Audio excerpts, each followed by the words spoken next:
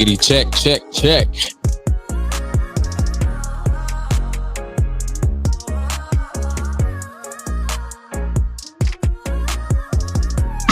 Nightcap Knowledge, Tuesdays, 9 p.m. Central.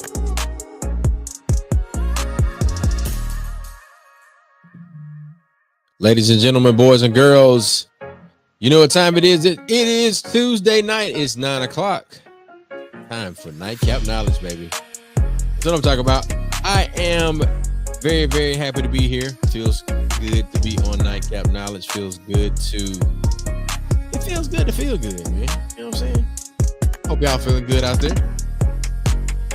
And sincerely hoping that you are having a great Tuesday. As am I am having a great Tuesday. I hope the same for you. Waiting on our co-host, Mr. Mac, to check in here, and we will get started in just a moment. While we got you here, we know that it is municipal elections, primaries. The general election is now the next thing that we are looking forward to. Tonight, we will be talking municipal elections and what you need to know, how it affects you, why you should participate, and the importance of how it plays into the national landscape. Ladies and gentlemen, it is Nightcap Knowledge.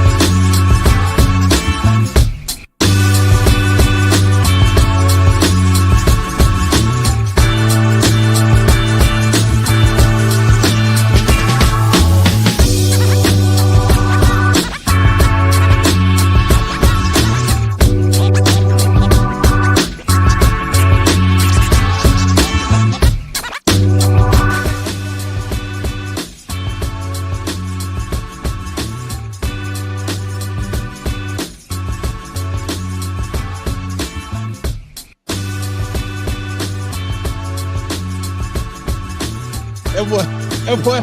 Oh, stop now. Hey, Matt got a real setup. Oh, he got his microphone back. He got his microphone back. Yeah. Let me give my boy some drop. With no chaser. Yeah. Mississippi's greatest weekend. Yeah. Greatest weekend ever. Nightcap I'm giving them all the drops. Tuesdays, 9 p.m. Central. All the drops. Not all the drops. What's boy. the deal, Pickle? What's the deal, Pickle? Look, y'all. Hold on, Matt. Go ahead, give you the disclaimer. I ain't got no deals, I ain't got no pickles, I ain't got boy. I want to have a whiskey now to celebrate. I got me The microphone is Hey back. man, listen. This show is great. Black and Uncensored. Real talk, real issues, real solutions. We here to tell it like a TIE is. We ready to continue to move Mississippi forward.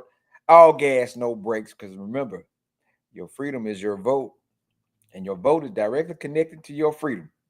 Your vote is directly connected to your freedom. Not directing, but directly. Now, ladies and gentlemen, boys and girls, welcome to another episode of Nightcap Knowledge. Mac is giving you a disclaimer, a special disclaimer for today. We're talking in the municipal elections. Today was the primary, and it's a great day to have a great day, man. It's Tuesday. There are a lot of things in the world that might have you mad, but I'm gonna tell you this: you better find some joy. You better listen to Boots on the Ground, some old UGK, some old 8-Ball MJG, or you could even listen to some Akeem Ali. That young man, he be rapping. And I say, Mac, you heard of him? No. Oh Lord, hey, hold on. I'm gonna send you some, but I'm gonna give you a look. It was one clip. He was on 85 South. Let's see. Akeem Ali, 85 South interview. And I say, and it was all acapella. So we don't have to worry. We don't have to worry about any copyright infringements or anything like that. As we want to give a shout out to those brothers over there at 85 South, especially the Mississippi guys, man. We appreciate them and everything that they do to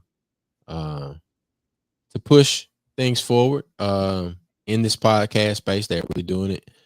They're definitely an inspiration. So Mac, listen to this. The pineal gland has tiny little. Hold on. Let's get that ad out the way, and I'm gonna make sure I can hear it along with you. So Mac, did you vote today? Output, input. Mac, you still there? Yes, sir, man. Okay, I got my little sticker, man. Hey, I got my sticker. I see. I got my sticker, man. Yeah. We out here. We casted our ballot. We did our thing. We did what we needed to do.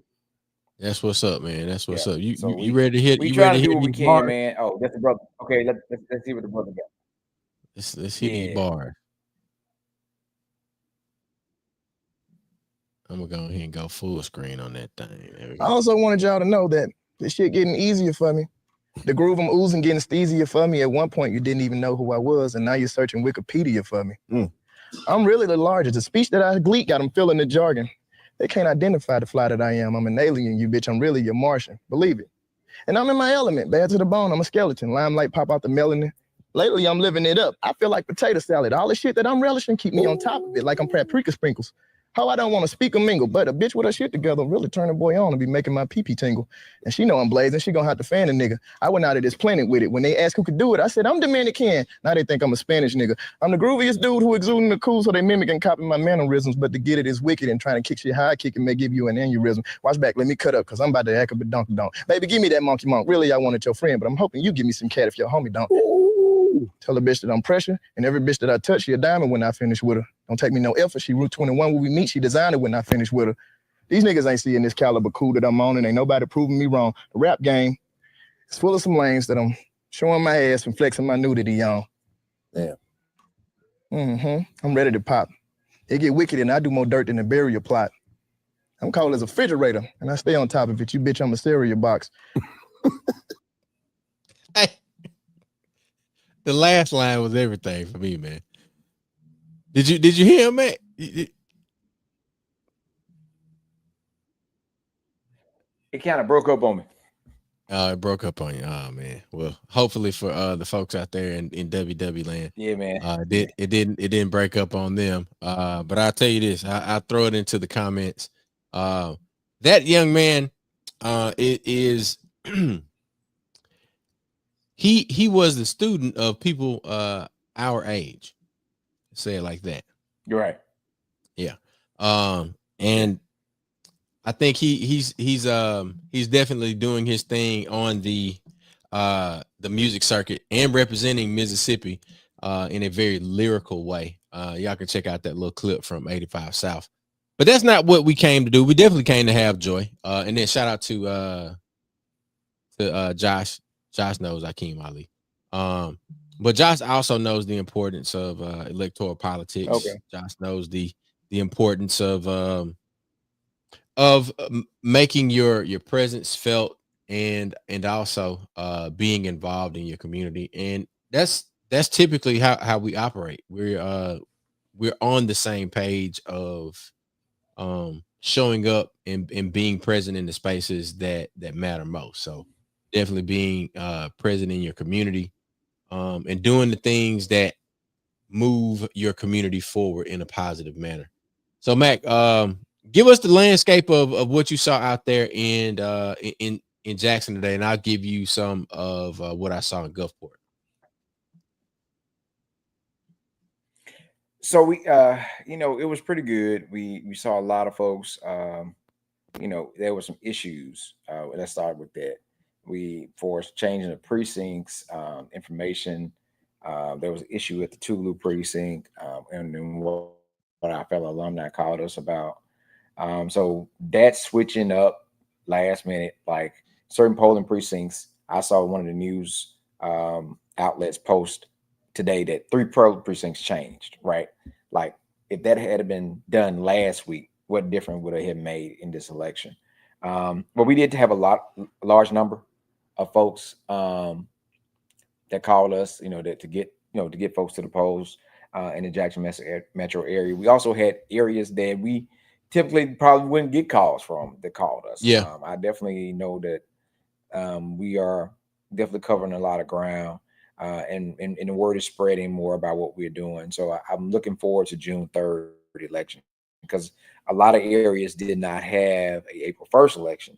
So I know June 3rd is going to be a lot bigger. Yeah. Yeah. Well, how does the coast look? Let me say this. So there are a couple of city council seats that are up for grabs in Gulfport, and the same in Biloxi, with those being the two largest municipalities on the coast. With me living in the county, I didn't have a chance to participate in those. We also have the mayoral election in Gulfport, and I had my pick of who I would have voted for if I had the chance or the opportunity to vote in the city of Gulfport's municipal election. But I get the chance to vote in those county seats. So as Jackson and I was headed to soccer practice or soccer academy today, we saw a couple of polling precincts. My usual polling precinct, it looked very, very low voter turnout. I also spoke with a couple of folks that are residents of Jackson and also residents of Gulfport. And 7 o'clock in the evening, 6 o'clock in the evening, they were number 400 or 500 or something. And this is a pretty large polling precinct that we're speaking of. So the landscape of it looks like a lot of those people that dump a lot of money into these presidential elections, They need to allocate some resources for the municipalities, because those really prime the pump. They get things going. What do you mean provocative? Like we got to be provocative. I mean, it's funny, right? But Hey, I almost just yelled out boats and hoes. that's it. I mean, it works. Hey, I mean, we do need some boats in my neck of the woods. we need some votes. We got to get some. Hey, Boats. so one of the interviews we did today, Channel 3 was asking about the difference between municipality and presidential election. I'm like, the presidential election, there's a lot more money put into advertisement, promotion, and marketing. Municipal elections are very crucial, but there's not as much advertisement because it's local folks. It's not big dollars from outside the state being poured into it. But these are the folks that you walk up and touch. And when I was using an example, we started talking about folks like in the big city of Anguilla. Shout out to Mayor Jan Pearson. Why she fights so hard, right? When her neighbor floods, she floods. She lives in the same neighborhood, right? So it's a walk up and touch you type of deal. So I'm directly affected when you are affected. It makes you fight hard because you are your constituents. That's one of the things we talked about, like the difference between larger elections, because the things that you're dealing with in your area, the people that you might be voting for have no idea what you have to deal with on a day-to-day basis, where you have to go, how things work. They have no idea. But I think the municipal elections, it's more of a word of mouth type of deal, a lot more of name based that personally, household names. And it's definitely very important to make sure we pick good leadership on a local level, because they safeguard you. They protect you from government, maybe on a federal or state level that's not beneficial to you. That you have a lot more opportunity, should have, to be able to walk up and say, hey, here's an idea we want to do for our community. This is how it benefits our people, benefit our community, what we can do for our city. And it should be, it can be receptive and heard without you having to go through a lot of different channels. So the local elections are very, very important. Very important. Yeah, man. So one of the and I'll pull up some of the results for Jackson first. I think the difference in landscapes, of course, Jackson is predominantly black city under attack from state government or state officials. Gulfport being nowhere near as black as Jackson, but still a very healthy African American Negro population, and with having a long, basically the entire coast has a long-standing Republican. Coastal cities have long-standing Republican mayors, with the exception of Moss Point. And as we can see here, there was a long list of candidates for the Democratic side of mayor. Right. And then there were 3 Republican mayor candidate. And this says Kenny G. Is that Kenny G, like the white saxophonist? No. Oh. No, not that Kenny G. Come on now. Okay. Come on. What? Hey. All right. Seriously.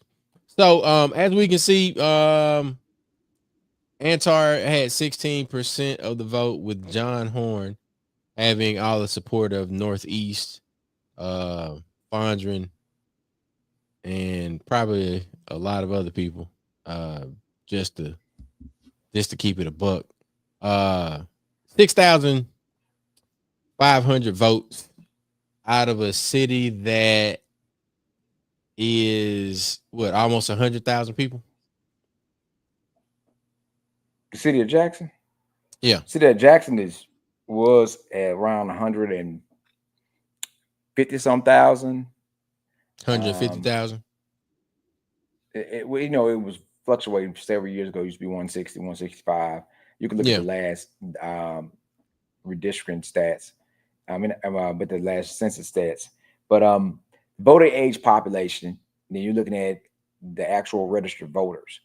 But the problem we had was a lot of the registered voters, we had, issues with precincts and things of that nature. Say a lot of folks were removed from their polling precincts in terms of the rolls. They had issues with that.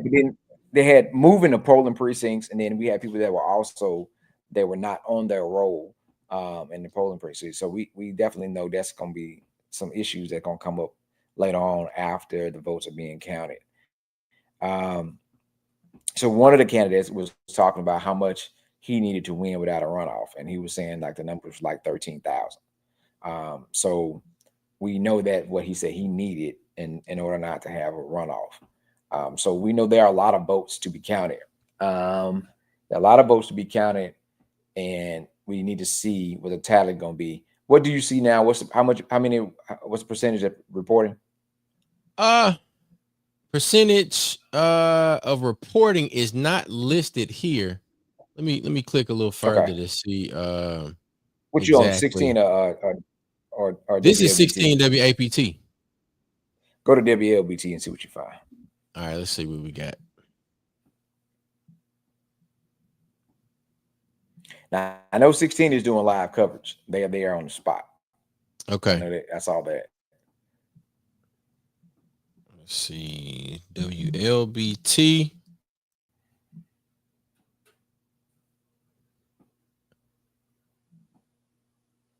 Let's add results to our search terms. And all right, LBT election results. All right. Okay, so WLBT has reporting about 11,000, almost 12,000 votes cast in favor of John Horn. And then Chokwe Lumumba coming in at 4,100. And this is 99% reporting, as you can see right there. I don't know if you can see that, Mac. But yeah, 99% reporting. Jackson Ward 1, Jasmine Barnes. And then Ward 2, Montine Clay. And all of these city council seats are being decided by less than 1,500 votes. And that's to your point, Mac, about things being word of mouth. Jackson Ward 4, Brian Grizel. Ward 5, Vernon Hartley. That's 1,001 votes. And then Ward 6, Iman Thompson Sr. and Lachey Brown Thomas, 24.7 and 22.5% of the vote for both of those. And Ward 7, you've got Kevin Parkinson with 800 votes, 39% of the vote there. And Democratic Executive Committee, Eddie Jean Carr, Belzoni Mayor. They don't have any results from there just yet. Brandon Mayor has been decided. Butch Lee, Republican there. We got some of the aldermen and representative or Brandon Republican Executive Committee. Those are still out for decision. And then alderman at large down in Brookhaven. Brookhaven is reporting. But the reason why I wanted to look at some of these results, Mac, is because we're pointing out like some of these positions are being decided by especially in the city of Jackson, like less than 2,000 votes for city council. So there are some of our friends out there. And Kat is in the comments, said Belzoni is going to go into a runoff. some of our friends out there, and especially, you know, us, we've got experience in running elections. And we've discussed this before. What is the 2, 4, 6, 8-year plan, 16-year plan, 24, 32-year plan as it relates to flipping a particular number of seats? Because if we're able to position certain people that think a certain way that all believe a similar set of things, standards, principles, some of these smaller elections can be won with some good grassroots organizing. Do you agree with that, or what do you think? I think majority of them can. I mean, the thing is, when you have the numbers are there. We just got to motivate the people. And I know Cat is there. There was a low turnout at Jackson State, right? Really? It just, we not utilizing all our tools that, you know, the student body. Jackson State has enough students there that can have their own, you know, they can have their own seat on a city council. Right. They have enough people there. It just has to be strategic organizing to bring about the results and get them involved. We were blessed enough to have, no matter who your professor was, they was encouraging you at Tugu to participate in the electoral process. Right. We knew that was something that was important and continue to push us to do that. That's something we just got to keep driving home and getting folks involved and get them motivated. You know, what excites people? Progress. I guess the seeing initiatives, seeing ideas become real plans, being involved, being included. That motivates people to want to vote. Being informed on the simple stuff, knowing your voting precincts changed.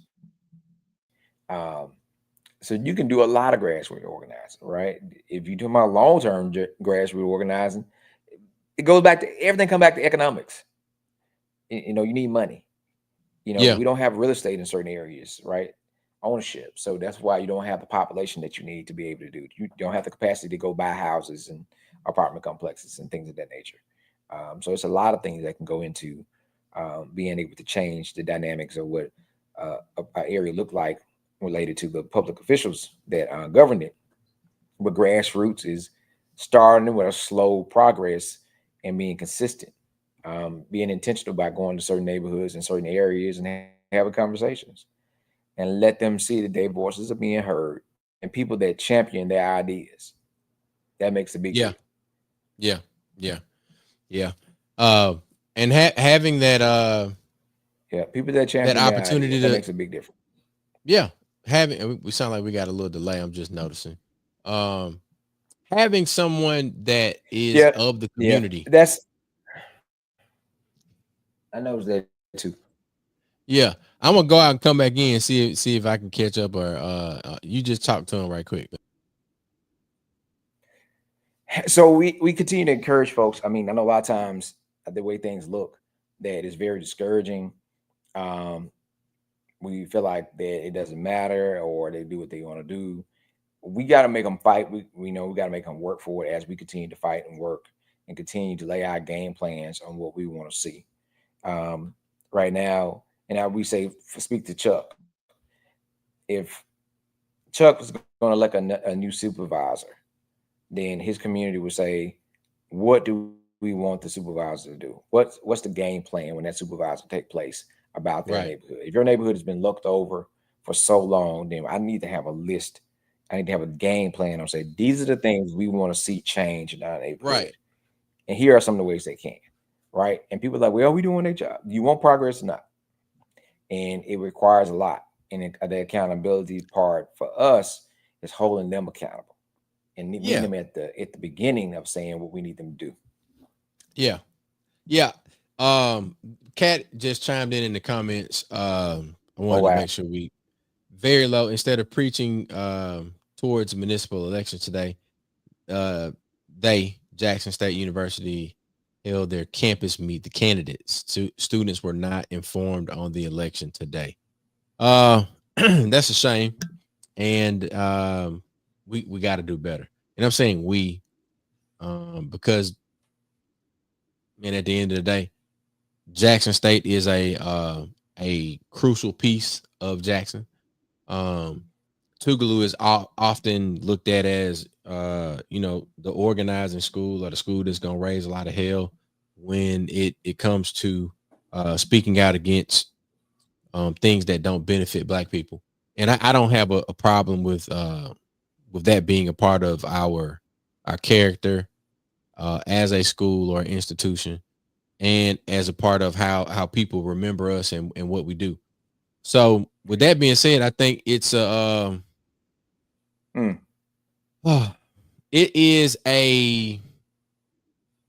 it's very telling for campus elections to be doing meet the candidates while there is an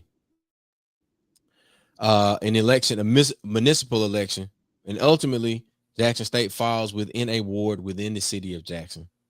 And I'm questioning coincidence versus coordination is the best way for me to put it. I don't know, but I could be operating from Chuck. It could have been done. It could have been done intentionally, right? You could have had. That's the reason for me asking the question. Yeah, it could be done intentionally, and you could have, had the ballots and connected the dots. But here's the thing about Jackson State. Like, say for instance, you are alumni of Jackson State, right? You was in the boom, you were very popular, right? You stay connected to the college, come back and forth. You live in the city.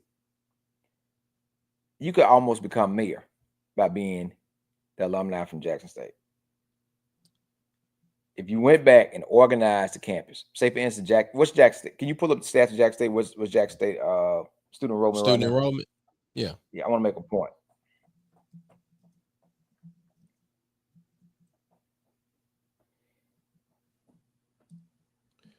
All right. I bring it on screen. You just keep going. All right. So the point is looking at the numbers of how many folks are there at Jackson State, right? Student enrollment, right? It's 9,000. Yeah, it says 9,000. I want to see if they got any 2023 numbers there. That's old. Fall 2023. That says 6 right there. The last, it says 2016. So let's do one more search. I mean, 9,800 ain't no small number. Just to keep it a buck. So I believe in this more than that. Yeah. So say for instance, 9,000. Say out of 9,000, 1,800 of the students vote back home. That's still 8,000 students, right? Mm-hmm. I just told you that one of the candidates was talking about that all he needed was 13,000 votes with no runoff. You got 8,000 votes right there that you could pull. The goal is organizing them to register to vote where they are living on campus. Where they're living. That's right. Increase the turnout. Here's a magic thing. Guess what we're going to do today? We're going to have vote day. We're going to have half class day. After lunch, no classes. We're going to have fun. Come show your sticker. Eat free. We're going to encourage, if we as people that are alumni and faculty staff deemed it to be important, then we could set the curriculum and schedule accordingly to make sure that we increase the participation. Because again, they are just students now, but if we start a good practice with them, these are the folks that are going to make decisions for us later. They make a decision for you now. Right. Right at 18. But if you get them started where you got them as young adults in college, you set a good trend where they will participate in elections like we're doing right now. Right. So if you did that, you can determine election. If you organize Jackson State area, if you organize West Jackson, register folks to vote, Washington Edition, all that area, and you got folks registered and you got 13,000 folks registered to vote, you just won your election by one area, which is the area Yep. everybody talk about developing and everybody talk about working with. If you just hit the ground and organize that area, you get your votes. That's free. That's free advice for somebody that's going to run for something that needs that. They there, right? Tougaloo, yes, we need it, right? Tougaloo students got out today. They did work even with the changes in our precinct. Tougaloo, went to the vote. I went to the ballot, but we don't have the numbers. That Jackson State does. And I'm just giving examples. When you say how does grassroots organizing affects elections, is that, hey, this collective group, we're going to focus on this area and we're going to organize this area. We're going to work in developing, answering some of the needs, and then we're going to see what kind of change we can create in this area. Yeah. Definitely. Jackson State can have his own city council. Definitely with those numbers. But it has to be something that they see value. What is the value? How does it see that it's beneficial to have that? If they can see that and understand that, then we can see a difference. Where we at right now? We are at 9:37. You want to do like another update, Chuck, around about 9:40? See what the stats are. That's cool. That's cool. I think we still don't have any updates for Gulfport, which is what I was really looking forward to seeing. I've got some of the smaller cities along the coast have already decided theirs. I'm gonna go to the Sun. Well, no, WXXV is they've updated their results as late as 2 hours ago. We might not get Gulfport's until tomorrow, but Sonia Williams Barnes and Ronnie Henderson were the two candidates from the Democratic side for the city of Gulfport mayoral race. And then on the Republican side, one of the former city council members, and I don't even see, they don't even have them listed. Well, you know what? He is probably running unopposed. So he's focusing on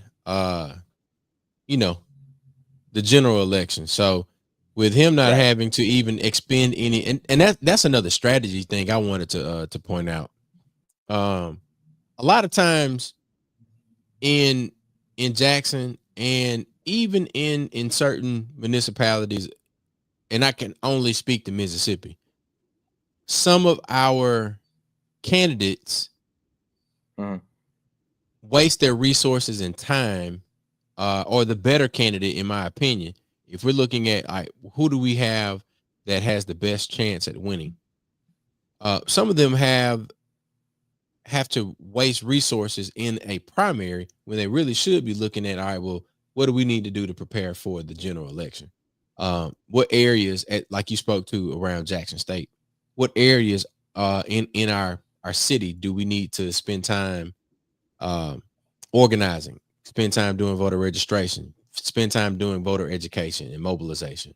And I think if your heart is in it, for sure, if you have a heart to serve, if you are doing something because you know that you have the ability to make an impact, and not just promote yourself and whatever businesses that you've been involved in, I think those are the people that we need to start looking at.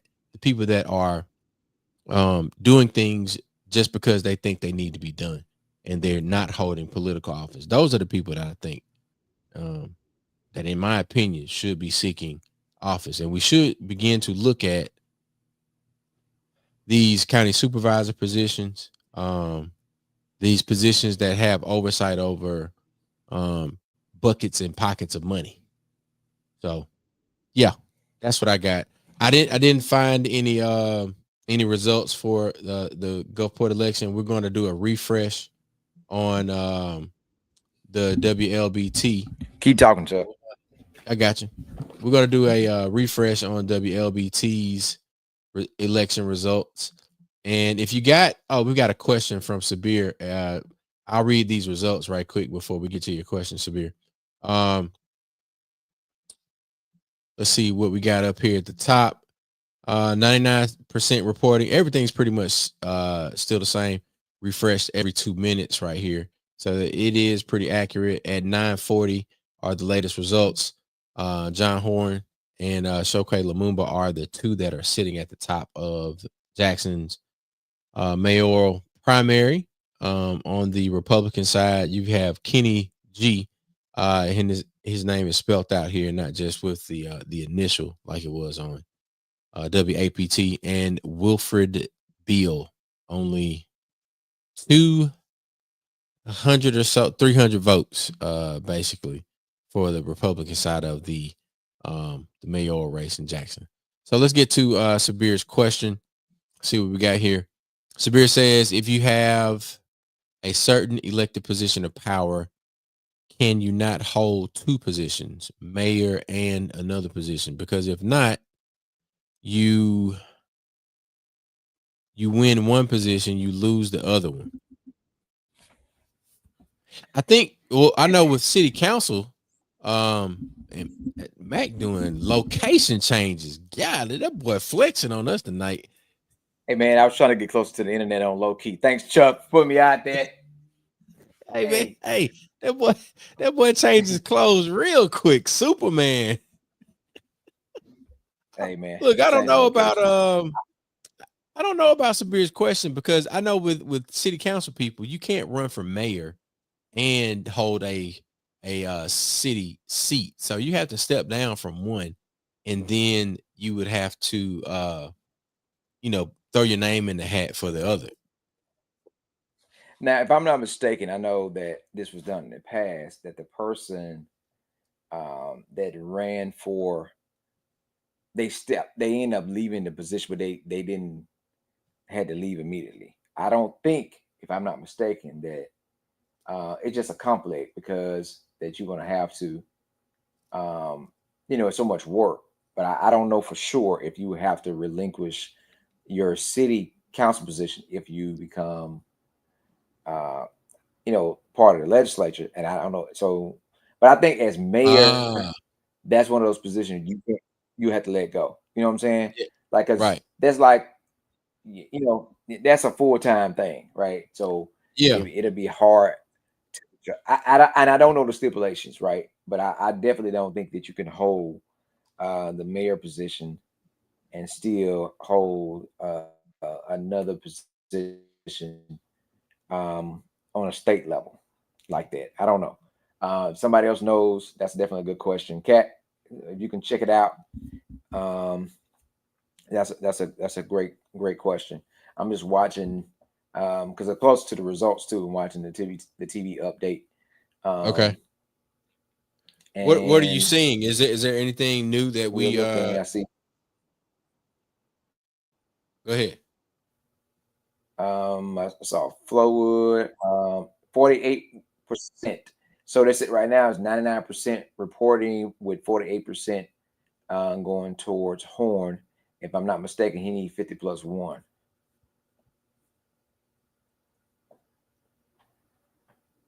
No, that's right. 50 plus 1, 50% plus 1. Yeah. So in order for it not to be a runoff. Right.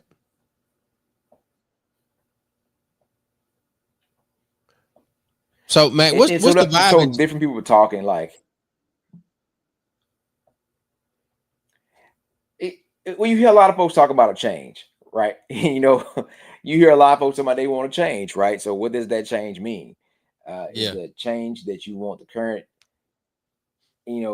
seated incumbent to make, or do you want to change the seated mayor and put someone else in that place? What are people looking for? What do they want? And we hear a lot of talking about of course, the infrastructure with the streets and the potholes. Crime is at the top of the list. Businesses, more things.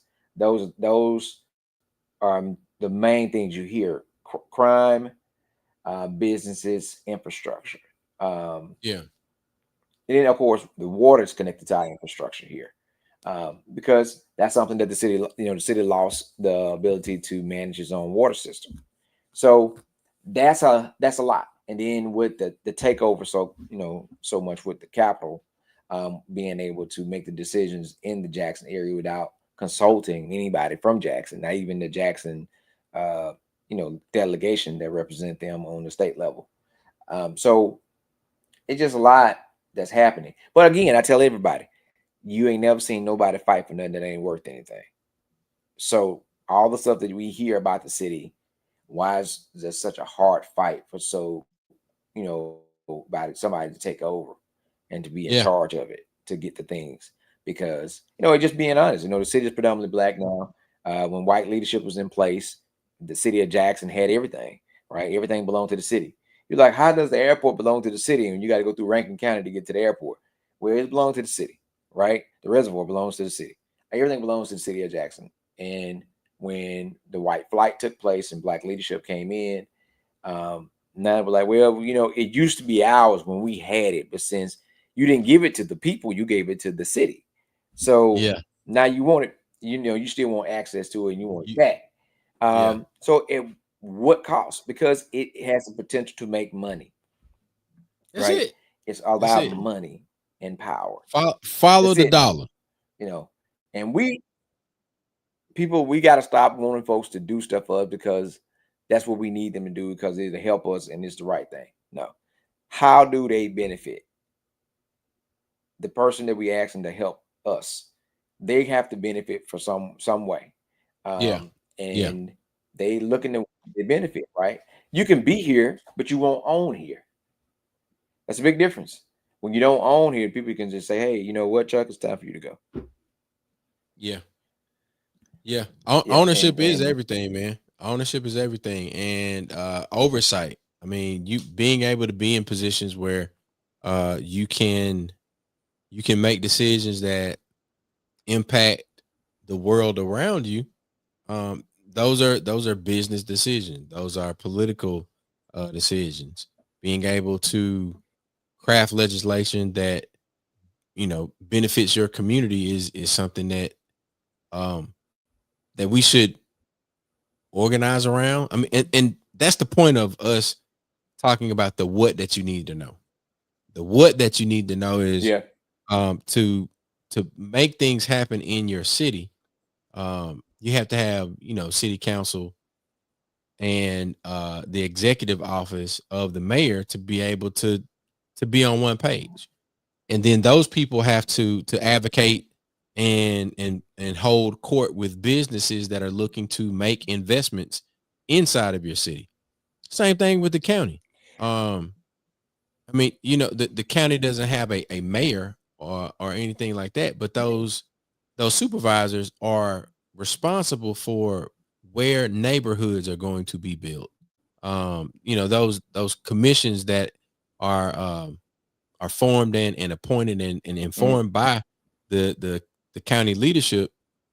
They make decisions on what developers are going to be able to build those houses that are coming up in your neighborhood or close to your neighborhood. What roads and bridges are going to be repaired? Who gets the contract for those things?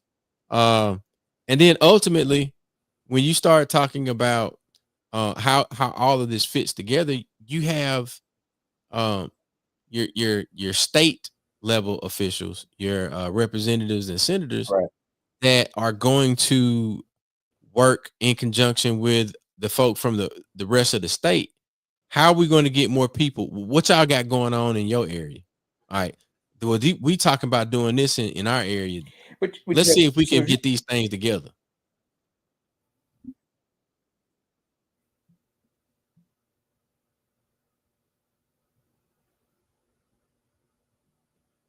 I see that. I think Alderwoman Harris is retaining hers and Byram. I see Brookhaven reporting 100%. Okay, they switch. We're watching Brookhaven, trying to see if they're gonna. But Chuck, what you were saying is like I tell for the city of Jackson, if you had the mayor and the council working together on the same page, along with your Hines County delegation, whether it be supervisors and state, you can move a lot, right? You're not totally dependent on what's coming down for federal. You have the capacity to make decisions, and that's the problem we've been having, is having all that aligned where you're working together. Seemingly, just going straight through. Everybody's on the same page. You have a laid out plan on how it's going to benefit. Because again, everybody benefits if the crime is lower and people feel safe and feel like being outside. They spend more money, right? That's it. You attract more businesses because your crime numbers are down. You attract more businesses that actually, creates more tax dollars. With tax dollars, that means you give justification for raises and using money to benefit to make you better. Yeah. So it's just like, yeah, but it's like you need money to fix your problem, but if you don't fix the problem, you can't get no more money. You know what I'm saying? Like if you don't fix the problem, you can't get more money, but you need money to fix your problem. So you are in a tight position, but you got to figure out, based on what you have on the table, what can you do to get the results that you need? How can you leverage whatever it may be and still be in ownership and stay consistent? So it's definitely a plan. And a lot of times we run into things that it's a distraction. It's to keep you busy, keep your eye off the ball so that you cannot be a determining factor. It's still holding at 99% reported and it hadn't hit 100 yet. Yeah. Now that 100, once that 100 come in, that 100 is going to say, it's going to let you know if we're going to have a runoff or not. Because right now, Horn has 48% and Lumumba has 17%. Now, once we make it to that 100, we'll know if we have a runoff or we go straight to the general election. So that's what we're waiting on now. Counting those last ballots. Yeah, man. And I think it's a good time for us to encourage folks to prepare now for June. If you weren't able to participate in today's election, you can start to prepare, one, by making sure that you register to vote, and then two, knowing your polling precinct. So for those of us that live inside of city municipalities, you'll be voting on the mayor seat. And if there are there are those of us that are supporting our neighbors from afar with having conversations like this, and then also like even some of the folks that volunteered with Mississippi Move today to transport people to and from the polls. And it's a beautiful thing, as you said, like when we get together and when we're all using our skill and talent to push toward a common goal. So y'all got to get ready. The primary election will be here soon, and there are the decisions that are being made on your behalf, and you want people in there that are going to represent your best interest. So I know I gave percentages a few minutes ago, but the numbers say Lumumba has 4,000 votes, Horn has 11,000. Those are the actual numbers. Yeah, that's about what we were seeing on WLBT on the website. Yeah, and there are a lot of smaller. Pearl is one that's reporting. Pearl, Jake Wyndham, with 79% of the vote, but that 79% of the vote is only 1,900. So, what does it look like to organize, an additional 2,000 people in Pearl to vote? Yeah, you could change. That's why there were so many rules that are not in favor of minorities, Black folks, Hispanics, because we know of elections that were won by 6 votes, Yeah. right? So if you can able to pull a couple extra folks out the house that are already registered, we ain't even talk about registering. We just can pull a couple extra folks. You can determine an election. So look at here. Pearl has a population of 28,000, and their election is being decided by less than 2,500 votes. Less than 2,500 votes. Wow, you said so. Okay. Look into the population of Flowood. Okay. Because Flowood is up too. I mean, I just saw that mayor election too. Let me go. Flowood, Mississippi population. Mm-hmm. All right. Flowood, Mississippi population 10,600. Flowood, Mississippi. Their vote for mayor, 71% of the vote is only 1,100 votes. So 1,100 plus the 488 that the other folks got, you're talking about less than 1,600 votes deciding an election. Less than 1,200 deciding the winner, and that's out of 10,000.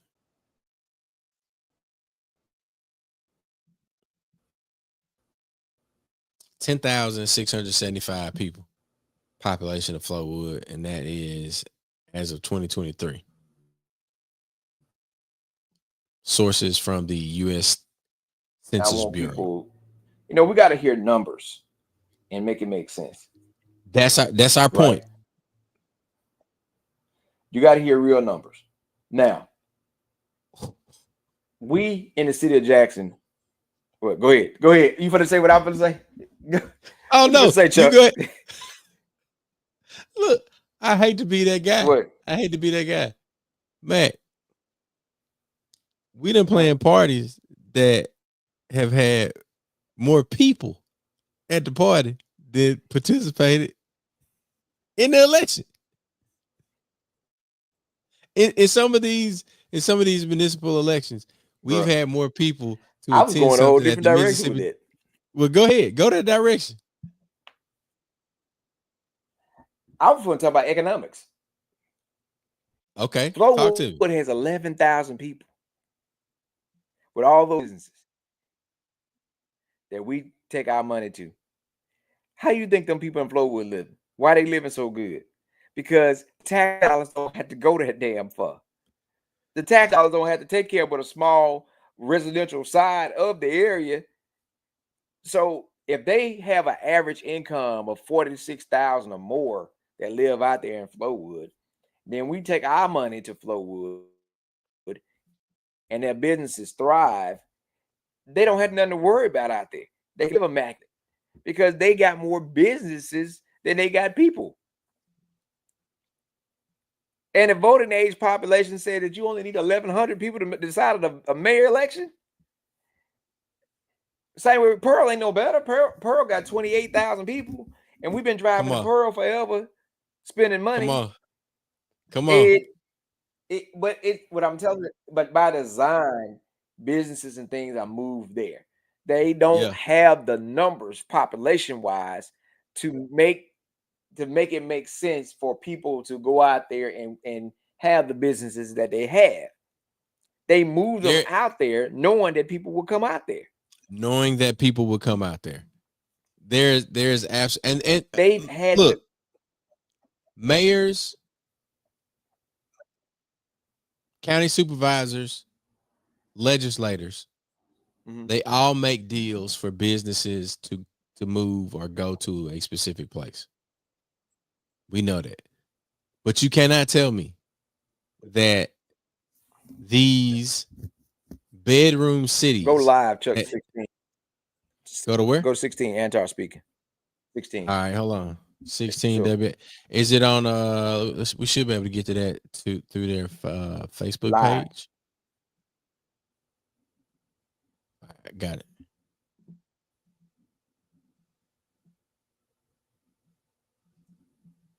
16 WABT News Live.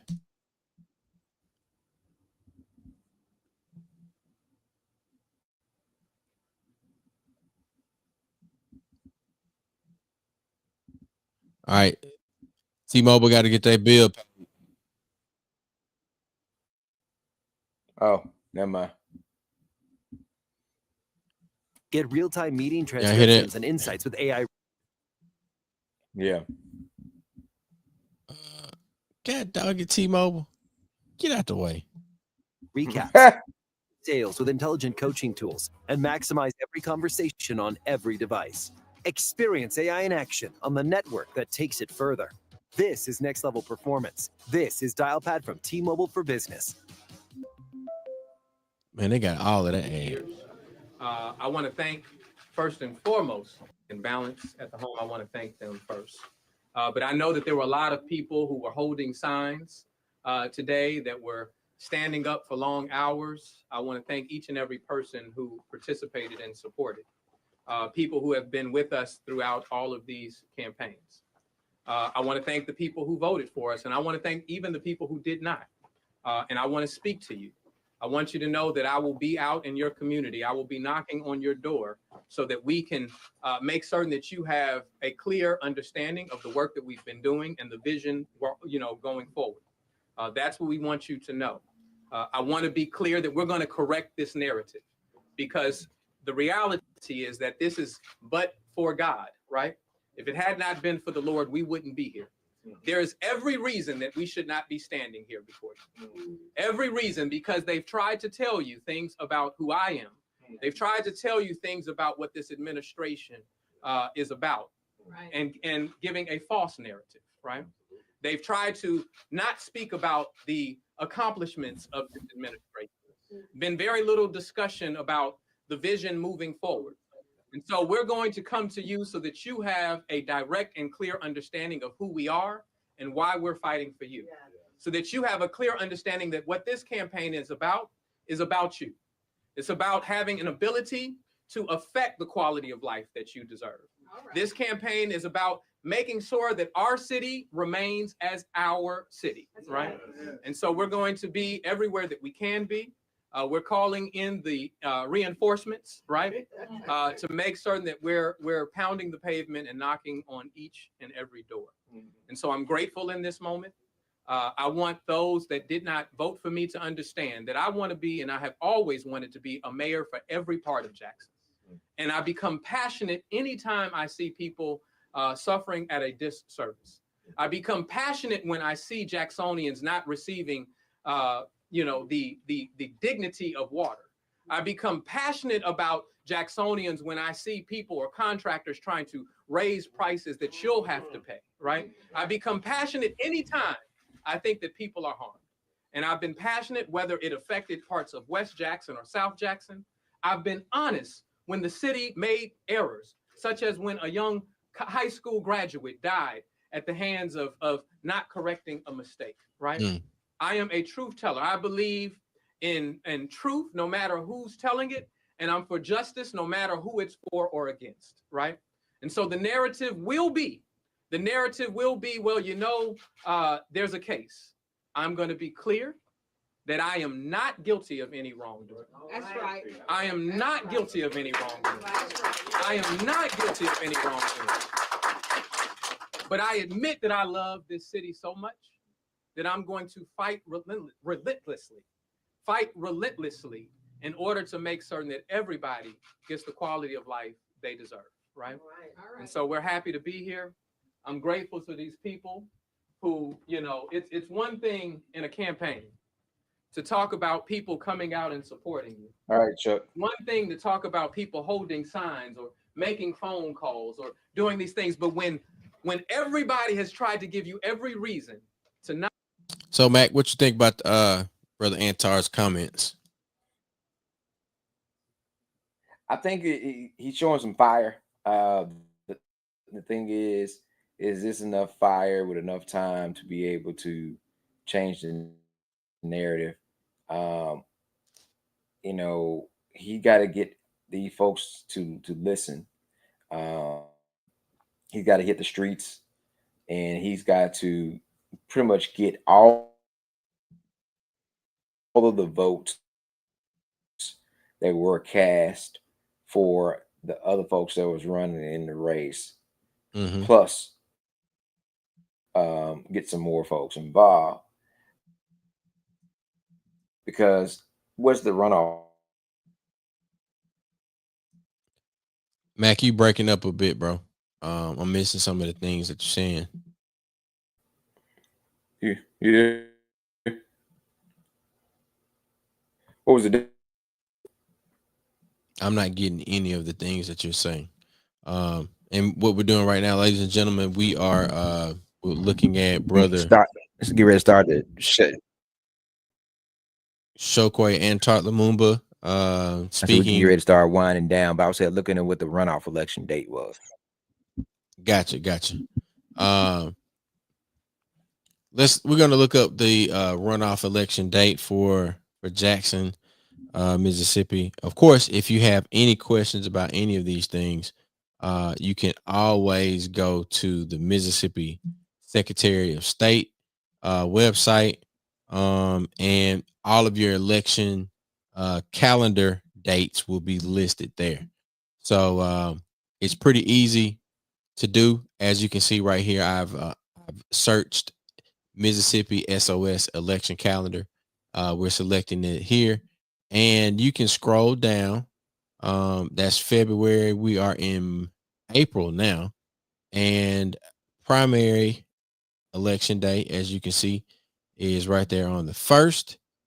And our did I pass runoff? No, I don't think I passed runoff. Let's see. Scroll down a bit more. Should be about 2 weeks. Primary runoff election. So 14 days later. Yep. That would be your primary runoff election. Let's see. We're getting there. Here we go. The 22nd of, let's get it right. 22nd of April is the runoff election day. Polling places will be open from 7 a.m. to 7 p.m. So that is any runoff in the state of Mississippi, the 22nd of April. So today is the 1st. You got 21 days ahead of you if you have to participate in a runoff election. Now, we all know that runoff elections tend to dip off, but this could be one of those moments where you get the resources, human resources, financial resources to actually make it a dent or make a pivot. Shout out to the Pivot podcast. I really enjoy watching those brothers. But yeah, it's time for Jackson to do for Jackson and make a decision on what direction we're gonna continue to head in. And this is me expressing my opinion. You have to watch who's supporting who to know where the money resides. And I think that's an appropriate way for us to close right there. So look, you have to watch who's supporting who so you can know where the money resides. Hey, backstage mic drop. All right, this has been another episode of Nightcap Knowledge, Municipal Elections. What you need to know where the money resides, baby. Watch where folks are putting their money and who they're supporting, and then you will know who they are beholden to. We'll see y'all next week. I'm not sure what our topic is, but I'm pretty sure it'll be something that you need to think about. We put something on your head before you go to bed. Nightcap Knowledge, Mr. Mac, George Duck. We'll see y'all next week. Peace.